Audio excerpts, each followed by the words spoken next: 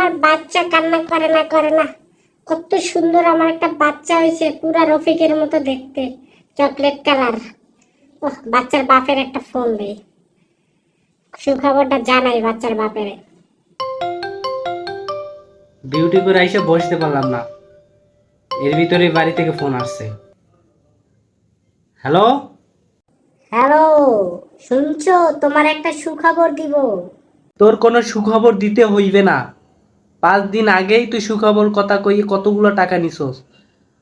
তুই আমার এক ফকির বানাইয়া ছাড়বি, ফকির।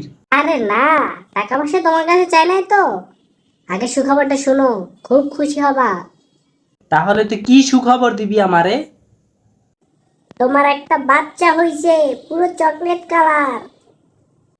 কি বললি তুই? আমি 3 বছর ধরে থাকি বিদেশে, আমার বাচ্চা কই থেকে আসবে? আর আমি এত সুন্দর, আমার চকলেট কালার বাচ্চা কই থেকে আসবে? ওইসব তুমি বুঝবা না, ইমুতেই এখন সবকিছু হইয়া যায়। হায় রে কপাল আমার, গাছে পানি দিই আমি আর ফল খায় অন্য মানুষে। ওরে আমার বাচ্চা রে, কান্না করে না, করে না।